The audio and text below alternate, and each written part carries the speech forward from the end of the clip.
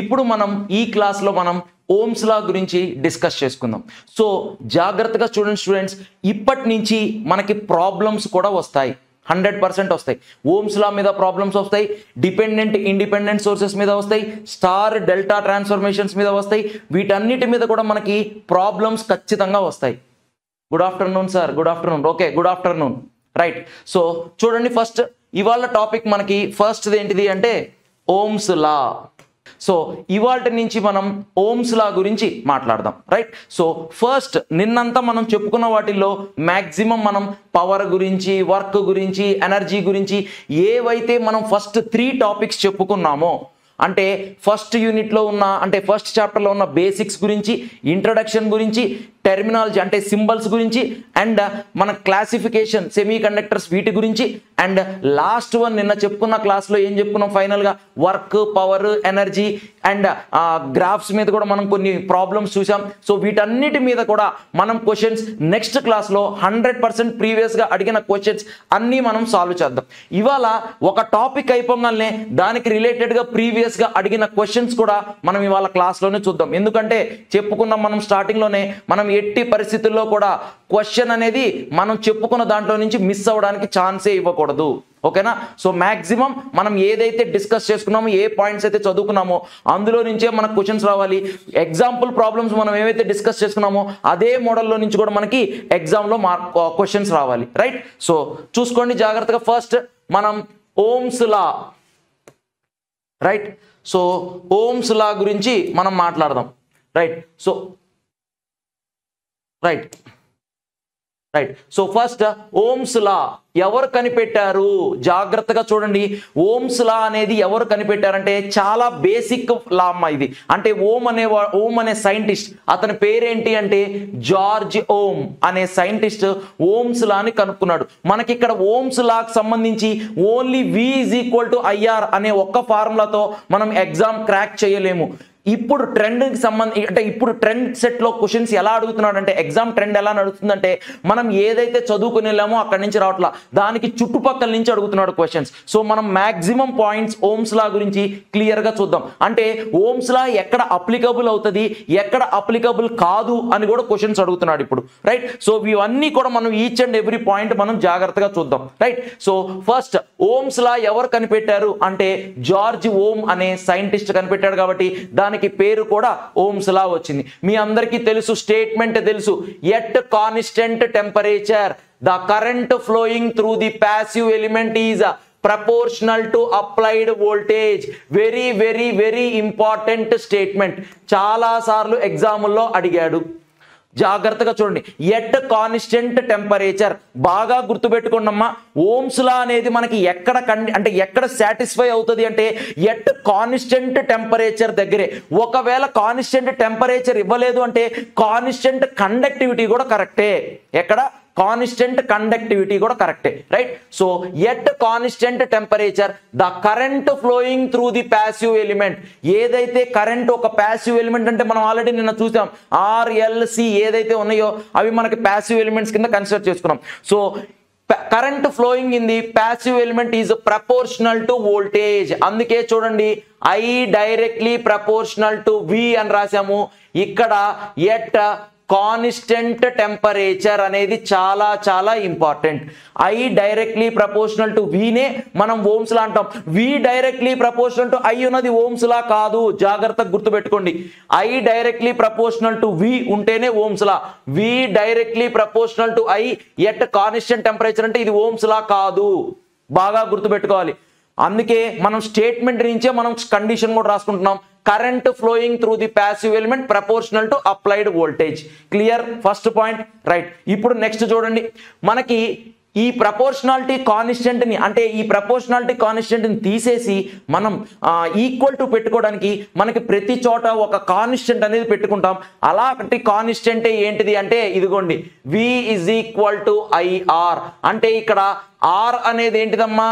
Proportionality constant. ఏదైతే ఆ ఆర్ని ఏమంటాము మనము అంటే రెసిస్టెన్స్ అంటాం. ఏమంటాం? రెసిస్టెన్స్. రైట్. సో ఆర్ అనేది ఒక రెసిస్టెన్స్, ఎప్పుడు కరెంట్ని అపోజ్ చేస్తూ ఉంటుంది రెసిస్టెన్స్ అనేది. సో ఏదైతే మనకి కరెంట్ని అపోజ్ చేస్తూ ఉంటుందో దాన్ని మనం ఏమంటామంటే రెసిస్టెన్స్ అంటాము. దాన్నే ఇక్కడ మనం ప్రపోర్షనాలిటీ కాన్స్టెంట్ కింద తీసుకుంటాం. రైట్. ఇప్పుడు జాగ్రత్తగా చూడండి, ఫర్ డీసీలో అయితే V is equal to IR అంటున్నాం, అంటే రెసిస్టెన్స్ అండ్ కరెంట్. ఏది డీసీ సప్లైలో అయితే. ఒకవేళ ఏసీ సప్లై అయింది అనుకోండి, అక్కడ మనకేమొస్తుంది, V is equal to IZ వస్తుంది. సార్ జెడ్ అంటే ఏంది సార్, జాగ్రత్తగా చూడండి, ఆల్రెడీ చెప్పాను నేను. జెడ్ అంటే ఇంపిడెన్స్ వస్తుంది. ఏంటిది? Impedance. Z means impedance. So impedance కి ఫార్ములా ఏంటి సార్ అంటే R ప్లస్ JX అంటారు. ఎక్స్ అంటే ఏంటి సార్? రియాక్టెన్స్. అక్కడ మళ్ళీ మనకి 2 టైప్స్ ఆఫ్ రియాక్టెన్స్లు ఉంటాయి. ఒకటి ఇండక్టివ్ రియాక్టెన్స్, రెండోది కెపాసిటివ్ రియాక్టెన్స్. మనకి ఏసీ ఫండమెంటల్స్ గురించి చెప్పుకోవాల్సి వచ్చినప్పుడు అప్పుడు చూద్దాం. మనం ఇక్కడ టోటల్ గా కూడా మనం మాక్సిమం డీల్ చేసేది డీసీకి సంబంధించింది కాబట్టి మనకి ఎట్టి పరిస్థితుల్లో ఎక్స్ల గురించి, ఇండక్టర్ల గురించి, కెపాసిటర్ల గురించి మనం ఏమీ మాట్లాడం. ఓకేనా? రైట్. సో ఓన్లీ నాకు డీసీలో అయితే V is equal to IR, ఏసీలో అయితే V is equal to IZ. ఈ మొత్తాన్ని ఇదిగోండి ఇక్కడ ఒక ట్రయాంగిల్ రూపంలో నేను రిప్రజెంటేషన్ చేశా. ఈ ట్రయాంగిల్నే మనం ఏమంటామంటే ఓమ్స్ ట్రయాంగిల్ అంటాం. ఏం ట్రయాంగిల్ అంటాం? Ohm's triangle. ఇక్కడి నుంచి మనకి ఈ ఫార్ములాలో ఏం కావాలన్నా తెచ్చుకోవచ్చు. ఒకవేళ మనకి V ఈజ్ ఈక్వల్ టు కావాలనుకోండి, Vని మూసేసే మనకి IR వస్తుంది. ఒకవేళ మనకి ఫార్ములాలో I కావాలనుకోండి, Iని మూసేస్తే ఇదిగోండి V/R వస్తుంది. ఒకవేళ మనకి రెసిస్టెన్స్ R కావాలనుకోండి, Rని మూసేస్తే ఇదిగోండి V/I. డైరెక్ట్ ఫార్ములాస్ వస్తాయి. అందుకే దీన్ని మనం ఓమ్స్ ట్రయాంగిల్ అంటున్నాం. జస్ట్ సింపుల్ గా గుర్తుపెట్టుకోవడానికి మాత్రమే ఇది. ఫార్ములాస్ మనం దాన్ని గుర్తుపెట్టుకోకుండా ఒక ట్రయాంగిల్ రూపంలో పిక్చర్ అయితే మనకు క్లియర్ గా మైండ్ లోకి వెళ్ళిపోద్ది. కాబట్టి సేమ్ అలాగా మనం ఈ VIR అనే ట్రయాంగిల్ ని మనం డిజైన్ చేసుకున్నాం. రైట్. నెక్స్ట్ వన్ చూడండి, Ohm's law derived from very very important formula. ఇది కాదు, ఇది చాలా సార్లు ఎగ్జాంపుల్ అడిగారు. ఇక్కడ ఉంది చూసారా, J is equal to sigma E అని ఉంది చూడండి. J అంటే ఏంది సార్? Current density. E అంటే ఏంటి sir? Electric field intensity. Sigma అంటే కండక్టివిటీ. ఇది ఎక్కడి నుంచి వచ్చింది సార్ అంటే ఎలక్ట్రోమాగ్నెటిక్ థియరీ నుంచి, electromagnetic theory are electric field నుంచి వచ్చింది. ఇది మనకు అవసరం లేదు, ఎందుకంటే మీకు EMF అనే సబ్జెక్ట్ లేదు కాబట్టి మనకి ఇప్పుడు ఇది అవసరం లేదు. జస్ట్ ఫార్ములా మాత్రం గుర్తుపెట్టుకోండి. ఓమ్స్ లా ఎక్కడి నుంచి డిరైవ్ అయ్యింది సార్ అంటే మనకి ఈ ఫార్ములా మళ్ళీ బేసిక్ ఎలక్ట్రానిక్స్ లో కూడా వస్తుంది. J is equal to sigma E లో నుంచి మనకి ఓమ్స్ లా అనేది డిరైవ్ అయ్యింది. ఇదిగోండి V is equal to IR అనే ఫార్ములా. ఓకేనా? రైట్. ఒకవేళ మనం నార్మల్ గా కరెంట్ డెన్సిటీని ఎలా డిఫైన్ చేయొచ్చు అంటే the ratio of current to cross sectional area. అందుకే J is equal to I/A అంటున్నాం. I అంటే ఏంటిది? కరెంట్. A అంటే క్రాస్ సెక్షనల్ ఏరియా. సో దీనికి యూనిట్స్, J కి యూనిట్స్ ఏమొస్తాయి చూడండి, J కి యూనిట్స్ ఏమేమి వస్తాయి చూడండి. I/A అంటే ఆంపియర్ పర్, క్రాస్ సెక్షనల్ ఏరియాకి యూనిట్స్ ఏందమ్మా? Metre square. So ampere per metre square is the unit of current density J. ఇది కూడా మనకి ఇంపార్టెంట్. కరెంట్ డెన్సిటీకి యూనిట్స్ ఏంటి అని అడుగుతాడు. J is equal to I/A. So I అంటే కరెంట్, A అంటే ఏరియా ఆఫ్ క్రాస్ సెక్షన్. ఓకేనా? రైట్. ఈ ఫార్ములా మీద కూడా ప్రీవియస్ గా ఎగ్జామ్స్ లో ప్రాబ్లమ్స్ అడిగి ఉన్నాడు. ఓకేనా? రైట్. నెక్స్ట్ వన్ చూద్దాం. అసలు మనకి R అంటే ఏంటిది? ప్రపోర్షనాలిటీ కాన్స్టెంట్ అంటున్నాం. దాన్నే మనం రెసిస్టెన్స్ అంటున్నాం. క్లియర్? సో ఈ రెసిస్టెన్స్ మనకి, రెసిస్టెన్స్ కి యూనిట్స్ ఏమని చెప్తామమ్మా? ఓమేగా ఇలా అంటాము, OHM, లేదా ఇదిగోండి ఇలాగైనా రాస్తుంటాం మనం. రెసిస్టెన్స్ కి యూనిట్స్ ఏంటి? ఓమ్స్. లేదు ఇంకా వేరే యూనిట్లు ఏమైనా వస్తాయా? వస్తాయి. వోల్ట్ పర్ ఆంపియర్ కూడా వస్తుంది. చూడండి, R ఈజ్ ఈక్వల్ టు, మనకి ఇక్కడి నుంచే ఫార్ములా తెచ్చుకుంటాం. R ఈజ్ ఈక్వల్ టు V/Iఏనా? అంటే దీని నుంచి మనం ఏం రాయొచ్చు? Volt per ampere. So volt per ampere కూడా మనకి యూనిట్స్ ఆఫ్ రెసిస్టెన్సే అవుతుంది. Not only ohms, volt per ampere కూడా units of resistance, right? Okay, ఇప్పుడు అది పక్కన పెడితే ఓమ్ అనే దానికి డెఫినేషన్ ఏంటి అంటే మనకి ఎక్కడ అడగలేదమ్మా, మనం తెలుసుకోవడానికి మాత్రమే చదువుతున్నాం, రైట్? చూడండి, the resistance will be equal to 1 ohm. ఆ రెసిస్టెన్స్ వాల్యూ 1 ohm ఎప్పుడు అవుతుంది అంటే if a current of 1 ampere flows through it under the potential difference of 1 volt. ఎప్పుడైతే మనకి 1 ohm అని చెప్తాము అంటే ఒక పొటెన్షియల్ డిఫరెన్స్ లో 1 ఆంపియర్ కరెంట్ ఫ్లో అవుతున్నప్పుడు మనం దాన్ని ఏమంటాము అంటే 1 రెసిస్టెన్స్ అంటాము. ఇది జస్ట్ డెఫినేషన్ మాత్రమే, మనకి ఎగ్జామ్ లో ఎక్కడ అడగలేదు, మనకు అంత ఇంపార్టెంట్ కాదు. ఇంపార్టెంట్ అయిన ఈ 3 చెప్పాను. ఒకటి statement, 2 J is equal to I by A, మూడోది units of J and V is equal to IR లో మనకి I is directly proportional to V అనేది ఇంపార్టెంట్. ఓకేనా, రైట్? నెక్స్ట్ స్లైడ్ చూడండి. ఇది కూడా మనకి ఓమ్స్ లా గురించే, ఇంకా అయిపోలా ఓమ్స్ లా, రైట్? చూడండి నెక్స్ట్ డైమెన్షనల్ ఫార్ములా. ఇది ఆల్రెడీ ఒకసారి ఎగ్జామ్లో అడిగాడు, జాగ్రత్తగా గుర్తుపెట్టుకోండి. మీ అందరికీ ఫిజిక్స్ తెలుసు. సో ఫిజిక్స్ లో మనకి units and measurements low dimension formula అని వస్తుంది. ఓకేనా, సో ఆ డైమెన్షనల్ ఫార్ములాలో మనం ఆన్సర్ని సబ్స్టిట్యూట్ చేసి మనకు వచ్చిన ఫార్ములాని సబ్స్టిట్యూట్ చేసి మనం తెచ్చుకుంటే ఫైనల్ గా వచ్చేది ఏంటంటే ఇదిగోండి ఇలా వస్తుంది, ml² t power -3 a power -2. జాగ్రత్తగా తెలుసు, m అంటే ఏందో మీకు తెలుసు, l అంటే మీకు తెలుసు, t అంటే మీకు తెలుసు, a అంటే కూడా మీకు తెలుసు. ఓకేనా, మళ్ళీ నేను దాని గురించి చెప్పలేదు, ఎందుకంటే మనకి జస్ట్ ఆ ఫార్ములా ఒకటి గుర్తుంటే చాలు. ఎగ్జామ్లో మీకు తెలుసు అది ఎలా వచ్చిందో, units and dimensions low dimension formula ఎలా డిఫైన్ చేసుకుంటారో లేదా ఎలా తెచ్చుకుంటారో మీకు తెలుసు, రైట్? నెక్స్ట్ వన్ చూద్దాం. The VI characteristics of Ohm's law, very very important, చాలా సార్లు ఎగ్జామ్లో అడిగాడు. VI characteristics of Ohm's law is, జాగ్రత్తగా చూడండి, linear or straight line passing through origin. నిన్నే మనం క్లాసిఫికేషన్ ఆఫ్ ఎలిమెంట్స్ లో జాగ్రత్తగా చూడండి, క్లాసిఫికేషన్ ఆఫ్ ఎలిమెంట్స్ లో active passive linear non linear అని చెప్పుకున్న దగ్గరే మనం లీనియర్ అయ్యింది అంటే ఖచ్చితంగా ఎలా ఉంటది, straight line passing through origin అని చెప్పుకున్నాం. మరి వీటికి ఎగ్జాంపుల్స్ ఏంటి sir? R, L, C etcetera. ఇవన్నీ కూడా మనకి VI క్యారెక్టరిస్టిక్స్ ఎలా ఉంటాయి అంటే straight line passing through origin ఉంటది. ఓకేనా, అంటే వోల్టేజ్ కి కరెంట్ కి మనం గ్రాఫ్ గీస్తే మనకు వచ్చే గ్రాఫ్ ఎలా ఉంటుంది అంటే స్ట్రైట్ లైన్. ఆల్రెడీ మీకు నిన్న చూశారు కూడా, రైట్? నెక్స్ట్ వన్ చూడండి. The elements which obey Ohm's law are called ohmic elements. Important, ఇది కూడా ఎగ్జామ్లో అడిగాడు. ఏ ఎలిమెంట్స్ అయితే మనకి ఓమ్స్ లాని సాటిస్ఫై చేస్తాయో ఆ ఎలిమెంట్స్ ని మనం ఏమంటారంటే ఓహిమిక్ ఎలిమెంట్స్ అంటారు. ఏ ఎలిమెంట్స్ అంటారు? ఓహిమిక్ ఎలిమెంట్స్. బాగా గుర్తుపెట్టుకోండి. వీటికి ఎగ్జాంపుల్స్ ఏంటి సార్ అంటే R, L, CA. ప్రతి దానికి మనం R, L, C తోనే మాట్లాడతాం, ఎందుకంటే మనకి ప్యాసివ్ ఎలిమెంట్స్ ఎలక్ట్రికల్ సర్క్యూట్స్ లో మాక్సిమం వాడే ఎలిమెంట్స్ అవే. ఓకేనా, రైట్? నెక్స్ట్ వన్ చూడండి. Ohm's law applicable to linear and passive elements.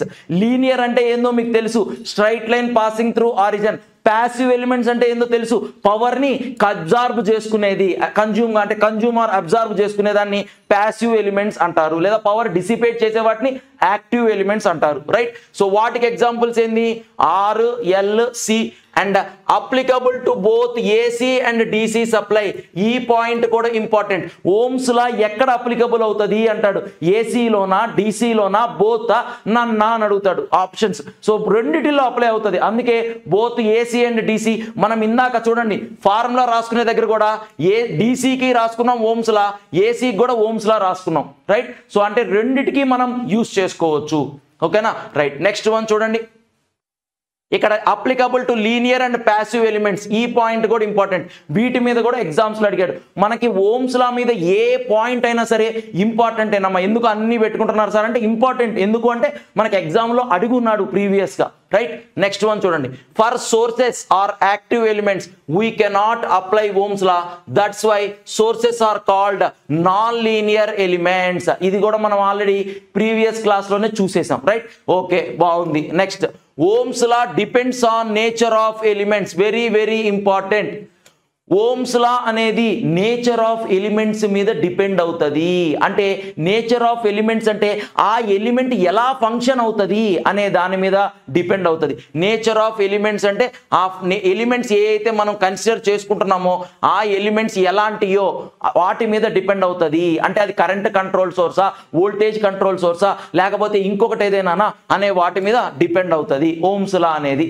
Right, next one చూద్దాం. Ohm's law valid only when temperature and conductivity are constant. Very very important ఇది కూడా. ఎక్కడ Ohm's law satisfy లేదా valid అవుతుంది అంటే temperature conductivity constant గా ఎక్కడైతే ఉందో అక్కడ మాత్రమే మనం ఓమ్స్ లాని వాడగలుగుతాం. ఎక్కడైతే మనకి టెంపరేచరు కండక్టివిటీ కాన్స్టెంట్ గా లేదో మనం అక్కడ ఓమ్స్ లాని వాడలేము. క్లియర్ గా చెప్తున్నాను. రైట్, నెక్స్ట్ ఈ పాయింట్ చాలా చాలా చాలా సార్లు ఎగ్జాముల్లో అడిగాడు, ఇంపార్టెంట్ కూడా, జాగ్రత్తగా చూడండి. Ohm's law not applicable. నేను ఫస్ట్ లోనే చెప్పా, లిమిటేషన్స్ ఆఫ్ ఓమ్స్ లా గురించి కూడా చదువుతాం. లిమిటేషన్స్ అంటే అర్థం ఏంటి, మనం ఓమ్స్ లా ఎక్కడ వాడము అని అడుగుతుంటాడు ఎగ్జాముల్లో. So Ohm's law not applicable for ఎక్కడెక్కడ అంటే వాక్యూమ్ ట్యూబ్స్ లో అప్లికబుల్ చేయలేము. ఎక్కడ అంటే వాక్యూమ్ ట్యూబ్స్ లో, ఆర్క్ ల్యాంపుల్లో అప్లికబుల్ చేయలేము అంటే sodium vapour lamp, fluorescent lamp, mercury vapour lamp లాంటి వాటిల్లో. ఎలక్ట్రోలైట్స్ లో యూజ్ చేయలేము అంటే సెల్స్ అండ్ బ్యాటరీస్ లో మనం ఎలక్ట్రోలైట్ యూజ్ చేస్తున్నాం, డైల్యూట్ సల్ఫ్యూరిక్ యాసిడ్ అని చెప్పి ఎక్కువగా, సో అక్కడ యూజ్ చేయలేము. జనరేటర్స్ లో యూజ్ చేయలేము, సర్జీ సప్రెసర్స్ లో యూజ్ చేయలేము.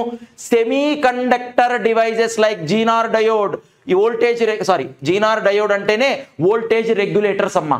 Zener diode is used as voltage regulator. చాలా చాలా ఇంపార్టెంట్ క్వశ్చన్ అది బేసిక్ ఎలక్ట్రానిక్స్ లో. వోల్టేజ్ రెగ్యులేటర్ గా మనం దేన్ని వాడతాము అంటే జీనార్ డయోడ్ ని వాడతాం. అది ఎందుకు అనేది తర్వాత చూద్దాం మనం, ఓకేనా. ఎందుకంటే సెకండరీ బ్రేక్ డౌన్ అనేది ఫాస్ట్ గా జరుగుతుంది. గ్రాఫ్ గీసుకుంటే మనకి నార్మల్గా పిఎన్ జంక్షన్ డయోడ్ లాగా వెళుతుంది, కానీ సెకండరీ బ్రేక్ డౌన్ మాత్రం తగ్గుతూ ఒక్కసారిగా ఫాస్ట్గా ఇట్లా సడన్గా పడిపోతుంది. అందుకని చెప్పి మనం దాన్ని వోల్టేజ్ రెగ్యులేటర్గా యూజ్ చేస్తాం. సరే, అది పక్కన పెడితే zener diode semiconductor devices అంటున్నాడు కదా. జీనార్ డయోడ్ ఒక్కటేనా semiconductor devices? No, diodes ఉన్నాయి, ట్రాన్సిస్టర్స్ ఉన్నాయి, లేకపోతే బీజేటీ, ఐజీబీటీ, మాస్ఫెట్లు, ఎస్సీఆర్లు, ఇవన్నీ కూడా సెమీ కండక్టింగ్ డివైజెసే.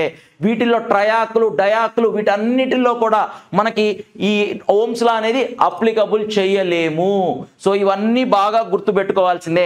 ఎక్కడెక్కడ అంటే వాక్యూమ్ ట్యూబ్స్ లో, ఆర్క్ ల్యాంపుల్లో, ఎలక్ట్రోలైట్స్ లో, జనరేటర్స్ లో, సర్జీ సప్రెసర్స్ లో, సెమీ కండక్టర్ డివైజెస్ లో, అంటే దాదాపు అన్ని సెమీ కండక్టర్ డివైజెస్ లో కూడా మనం ఓమ్స్ లాని అప్లికబుల్ చేయలేము. రైట్, నెక్స్ట్ వన్ చూద్దాం. Conduction current obeys Ohm's law. Conduction అన్నాడంటే జాగ్రత్తగా చూడండి, మనకి హీట్ ట్రాన్స్ఫర్ మోడ్స్ ఎన్ని ఉంటాయి అంటే 3 మోడ్స్ ఉంటాయమ్మా. ఎన్ని మోడ్స్ ఉంటాయి? 3 మోడ్స్. హీట్ని ట్రాన్స్ఫర్ అవ్వడానికి 3 మోడ్స్ ఉంటాయి. మనకి ఫిజిక్స్లో కూడా వస్తుంది హీట్ ట్రాన్స్ఫర్లో. కండక్షన్, కన్వెక్షన్, రేడియేషన్ అని 3 వస్తాయి. సో కండక్షన్ అంటేనేమో సర్ఫేస్ టు సర్ఫేస్ జాయింట్ అయి ఉన్నదాన్ని కండక్షన్ అంటాం. కన్వెక్షన్ అంటేనేమో సర్ఫేస్ టు లిక్విడ్ ఉన్నదాన్ని కన్వెక్షన్ అంటాం. రేడియేషన్ అంటేనేమో సర్ఫేస్ నుంచి మీడియం ఏముంటుంది, ఎయిర్ లేదా స్పేస్ అనేది మీడియం ఉంటుంది, అలా ఉంటే దాన్ని రేడియేషన్ అంటాం. అందుకే మనకి సన్ నుంచి లైట్ ఏదైతే ఎర్త్కి వస్తుందో దాన్ని రేడియేషన్ అని పిలుస్తుంటాం. ఎందుకు? మధ్యలో అంతా ఏముంది, స్పేస్ లేదా ఎయిర్ ఉంది కాబట్టి రేడియేషన్ అంటారు. ఐరన్ బాక్స్ ఉంది, ఐరన్ బాక్స్ అయితే కండక్షన్ అంటాము. హీటర్ ఉంది, వాటర్ హీటర్ అయితే కన్వెక్షన్ అంటుంటాం. సో ఇక్కడ కూడా conduction current obeys Ohm's law. Conduction current obey Ohm's law అవుతుంది ఎప్పుడు? మీడియం కండక్టర్ ఉంటే ఓమ్స్ లా అప్లికబుల్ చేయొచ్చు. ఒకవేళ convection current not obey Ohm's law. ఎందుకు? మీడియం ఏంటిది? లిక్విడ్. ఇక్కడ కన్వెక్షన్ అంటున్నాడు. కన్వెక్షన్ అంటే లిక్విడ్ మీడియం, కండక్షన్ అంటే సాలిడ్ లేదా కండక్టర్ అనేది మీడియంగా యాక్ట్ అవుతుంది. సో టోటల్గా ఇన్ని పాయింట్స్ మనం ఓమ్స్ లా గురించి చదువుకుంటే ఎగ్జామ్లో ఏ క్వశ్చన్ ఇచ్చినా మనం ఆన్సర్ చేయొచ్చు. ఓకేనా? Please note it down. ముందు స్లైడ్ కూడా చూపిస్తాను, ఎవరైనా నోట్ చేసుకోకపోతే నోట్ డౌన్ చేసుకోండి. అండ్ నెక్స్ట్ స్లైడ్ కూడా చూపిస్తాను, నోట్ డౌన్ చేసుకోండి. రైట్, సో క్లాస్తో పాటు మీరు రన్నింగ్ నోట్స్ లాగా రాసుకుంటే మనకి తొందరగా అయిపోతుంది. ఓకేనా, రైట్. సో ఈ పాయింట్స్ అన్నీ కూడా మనకి బ్రెయిన్లో పెట్టుకోవాలి. ఓకేనా, రైట్. బల్బ్స్, నెక్స్ట్ టాపిక్ ఏందమ్మా, bulbs. Bulbs are incandescent lamps అంటారు. బల్బ్స్ నే మనం ఏమంటాము అంటే ఇన్కాండిసెంట్ ల్యాంప్, అంటే వీటినే ఫిలమెంట్ ల్యాంప్ అని కూడా అంటాము. ఫిలమెంట్ అంటే మనకి ఇదిగోండి బల్బ్ ఇలా ఉంటది కదా, మనకి మామూలుగా ఇక్కడ ఒక 2 డాట్స్ వచ్చి ఉంటాయి, ఇక్కడి నుంచి ఇలా వచ్చి ఇదిగోండి ఇట్లా వైర్ చుట్టేసి ఇలా ఉంటది, ఇలా బల్బ్ ఉంటది, మనకి ఫిలమెంట్ ల్యాంప్ అంటారు. సో బల్బ్స్ లేదా ఫిలమెంట్ ల్యాంప్ అంటే ఇన్కాండిసెంట్ ల్యాంప్ అంటారు. జాగ్రత్తగా చూడండి, బల్బుని ఎవరు కనుక్కున్నారు, ఎడిసన్. బల్బుని ఎవరు కనుక్కున్నారు, Edison, Thomas Alva Edison. Edison అనే వ్యక్తి బల్బుని కనుక్కున్నాడు, మనందరికీ తెలుసు, రైట్. ఇది మనకి చదువుకున్నా చదువుకోపోయినా చిన్నప్పటి నుంచి చదువుకుంటున్నాం. బల్బుని ఎవరు ఇన్వెంట్ చేశారు, కనుక్కున్నారు అంటే ఎడిసన్ కనుక్కున్నాడు, రైట్. ఫస్ట్ ఇప్పుడు జాగ్రత్తగా చూడండి, మనకి ఈ బల్బ్స్ మీద కూడా క్వశ్చన్స్ అడుగుతున్నాడు ఎగ్జామ్లో. ఓకేనా, ఎప్పుడో చాలా రేర్గా అడుగుతాడు, కానీ ఖచ్చితంగా అడుగుతున్నాడు క్వశ్చన్స్. ఎలా అడుగుతాడు సార్ అంటే, ఒక 2 బల్బులు ఇస్తాడమ్మా. ఏంటిది, ఒక 2 బల్బులు లేదా 2, 3 బల్బులు ఇచ్చేసి 3 బల్బులు సిరీస్లో కనెక్ట్ చేశాను, ఏ బల్బు బాగా వెలుగుతుంది లేదా ఏ బల్బు బాగా వెలగదు అని ఎగ్జామ్స్లో క్వశ్చన్స్ అడుగుతుంటాడు. లేదు అంటే ఇంకొక మోడల్ ఎలాగంటే, ఒక 2, 3 బల్బులు ఇచ్చేస్తాడు, ఇచ్చేసి బల్బ్స్ మనకి ప్యారలల్లో కనెక్ట్ చేశాను, ప్యారలల్లో కనెక్ట్ చేస్తే నాకు అవుట్పుట్ వచ్చే ఏ బల్బు బాగా వెలుగుతుంది వెలగదు అని క్వశ్చన్స్ అడుగుతూ ఉంటాడు. సో వాటికి సంబంధించిన పాయింట్స్ అన్నమాట ఇవి. ఓకేనా, వాటికంటే ముందుగా మనం నిన్న పవర్ గురించి కూడా చదువుకున్నాం, అక్కడి నుంచి కూడా కొన్ని క్వశ్చన్స్ అడగడానికి ఛాన్స్ ఉంటాయి. సో టోటల్గా బల్బ్స్ మీద మనకి 3 మోడల్స్ ఆఫ్ క్వశ్చన్స్ అడగడానికి ఛాన్స్ ఉంటాయి. ఇదిగోండి మోడల్ 1, ఈ మోడల్లో క్వశ్చన్ అడగొచ్చు, లేదు అంటే మోడల్ 2 ఇక్కడి నుంచి అయినా అడగొచ్చు, లేదు అంటే మోడల్ 2 అంటే సిరీస్, మోడల్ 3 అంటే ప్యారలల్. ఇదిగోండి సిరీస్ నుంచి అయినా అడగొచ్చు, ప్యారలల్ నుంచి అయినా అడగొచ్చు. సో టోటల్గా 2 మోడల్స్ సబ్ మోడల్స్ కింద తీసుకున్నాను నేను, సిరీస్, ప్యారలల్. ఓకేనా, రైట్. ఫస్ట్ చూడండి మోడల్ 1. మోడల్ 1లో ఏమిస్తాడు అంటే, మనకి 2 బల్బులు ఇచ్చేస్తాడు, వాటి వాల్యూలు ఏయో ఒకటి ఇచ్చేస్తాడు, ఇచ్చేసి రెసిస్టెన్సో, పవరో, లేకపోతే కరెంటో, లేకపోతే వోల్టేజో ఏదో ఒకటి కనుక్కోమంటాడు. ఏమేంటి, పవర్ కానీ, వోల్టేజ్ కానీ, రెసిస్టెన్స్ కానీ, కరెంట్ కానీ, ఈ 4టిల్లో ఏదో ఒకటి కనుక్కోమంటుంటాడు. వీటన్నిటికీ సంబంధించిన ఫార్ములాలు మనకు తెలుసు. P = VI అన్నది మీకు తెలుసు, V = IR అనేది మీకు తెలుసు, P = I²R అనేది మీకు తెలుసు, P = V²/R అనేది తెలుసు. ఈ ఫార్ములాలని యూజ్ చేసుకొని మనం ఈ ఫస్ట్ మోడల్ని సాల్వ్ చేస్తాం. ఈ ఫార్ములాలన్నీ మీకు తెలిసినయే. పవర్లో మనకి పవర్ ట్రయాంగిల్లో ఇవన్నీ ఉన్నాయి ఆల్రెడీ, మీరు నిన్నటి క్లాస్లో చూస్తే మీకు ఈజీగా అర్థమైపోతుంది. ఓకేనా, సో చూడండి జాగ్రత్తగా, రైట్. సో ఫస్ట్ ఏం చెప్తున్నాడంటే, in this rating is nothing but input rating అంటాడు. అంటే ఇక్కడ ఇచ్చిన రేటింగ్, బల్బ్ మీద ఇచ్చిన రేటింగ్ అంటే ఇదిగోండి 220 కాదమ్మా, ఇది సారీ ప్రింట్ మిస్టేక్ పడింది, 240 వోల్ట్స్, ఇది 20 వోల్ట్స్ కాదు, అది 240 వోల్ట్స్ 40 వాట్స్ బల్బ్ అనమాట. 240 వోల్ట్స్ 40 వాట్స్ బల్బ్ అన్నాడు అంటే ఇవన్నీ ఏ రేటింగ్లు అంటే ఇన్పుట్ రేటింగ్స్ అని, అంటే బల్బ్కి ఇన్పుట్గా ఇవ్వాల్సిన రేటింగ్స్ అని. ఇప్పుడు నన్ను ఏం కనుక్కోమన్నాడంటే, ఒక బల్బ్ ఉంది, బల్బ్ యొక్క వాల్యూ వోల్టేజ్ ఎంత అంటే 240 వోల్ట్స్, ఎంత వాటేజ్ ఉంది, పవర్ అంటే 40 వాట్స్ ఉంది. నిన్నేం కట్టుకోమన్నాడు, రెసిస్టెన్స్ కట్టమన్నాడు. ఏం కట్టమన్నాడు, రెసిస్టెన్స్. మనకు తెలుసు వోల్టేజ్ ఇచ్చాడు, పవర్ ఇచ్చాడు.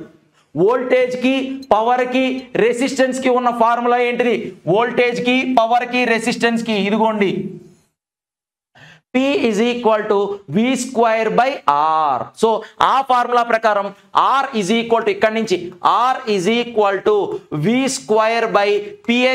సో R V² అంటే 240 వోల్ట్స్ డివైడెడ్ బై P అంటే 40.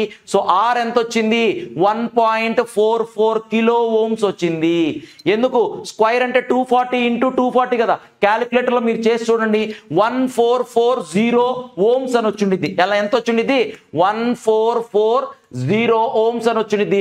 ఓమ్స్ ని కిలో ఓమ్స్ లో కన్వర్ట్ చేస్తే డివైడెడ్ బై 1000 వేస్తే 1.44 కిలో ఓమ్స్. రైట్. సో ఇలా కనుక్కోవాలి మనం. అంటే ఇక్కడ ఉన్న ఫార్ములాస్ లో ఏదో ఒక ఫార్ములా పెట్టి మనం ఈ 4 వాల్యూల్లో ఏదో ఒక వాల్యూను కనుక్కోమంటమే ఫస్ట్ మోడల్. ఒకవేళ ఇదిగోండి ఇక్కడ ఇచ్చిన దాంట్లో ఇఫ్ 120 volts ఈజ్ అప్లైడ్, ఒకవేళ 240 volts ప్లేస్ లో 120 volts అప్లై చేశాడు, అప్పుడు నాకు పవర్ ఎంత అని అడుగుతున్నాడు. రెసిస్టెన్స్ కాదు, పవర్ ఎంత అని అడుగుతున్నాడు. Right. P is equal to మనకి తెలుసు, వోల్టేజ్ ఇచ్చాడు, పవర్ కనుక్కోవాలంటున్నాడు, మనకి రెసిస్టెన్స్ తెలుసు. సో రెసిస్టెన్స్ తెలుసు, V తెలుసు, పవర్ కనుక్కోవాలి. సో పవరు రెసిస్టెన్స్ దీనికి కూడా ఫార్ములా ఏంటిది ఇదే. So power P is equal to V²/R.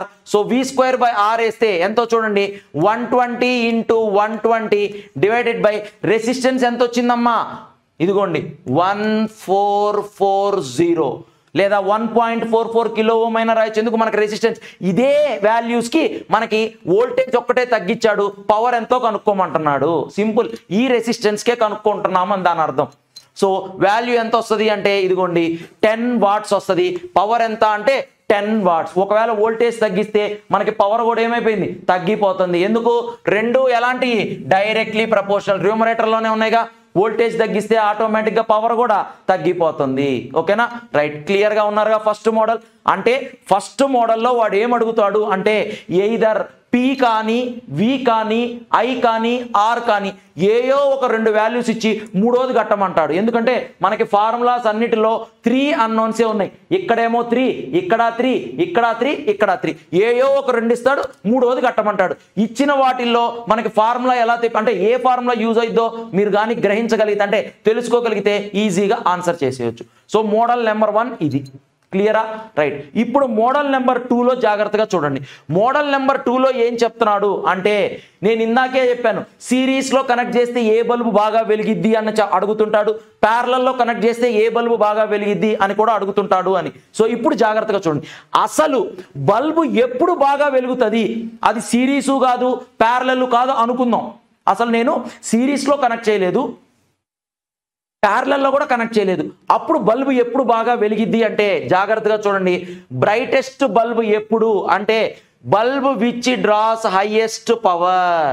A bulb అయితే హైయెస్ట్ పవర్ని కన్జ్యూమ్ చేసుకుంటుందో ఆ బల్బు బాగా వెలుగుతుంది అని చెప్తుంటాడు. సో బేసిక్గా అసలు నేను బల్బ్స్ని సిరీస్లోనూ కనెక్ట్ చేయలేదు, ప్యారలల్లోనూ కనెక్ట్ చేయలేదు.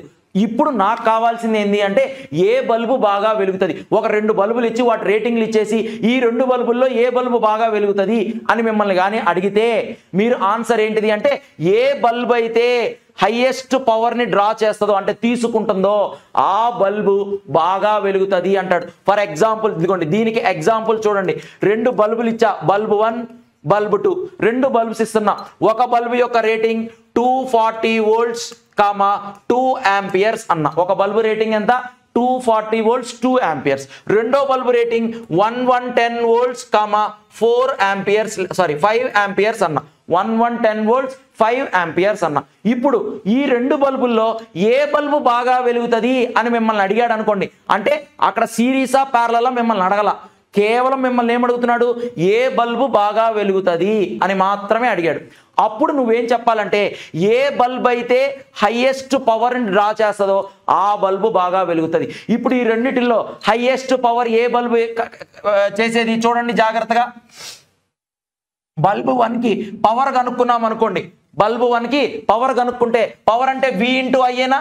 సో V × Iలో V 240 ఇచ్చాడు, 2 ఇచ్చాడు, 240 2s ఎంత 480 అంతేనా, 480 watts ఫస్ట్ దానికి. V × I 240 × 2, so 480 watts. మరి సెకండ్ బల్బ్ది P ఈజ్ ఈక్వల్ టు 110 × 5 అంటే ఎంత 550 watts. ఈ రెండిటిల్లో ఏ బల్బు యొక్క పవర్ ఎక్కువ ఉంది అంటే బల్బు 2. సో ఈ క్వశ్చన్ కానీ అడిగి ఇట్లా 2 వాల్యూలు ఇచ్చేసి మిమ్మల్ని ఏ బల్బు బాగా వెలుగుతుంది అంటే దీనికి ఆన్సర్ ఏంది, బల్బు 2 బాగా వెలుగుతుంది. Bulb 2 gloss brighter.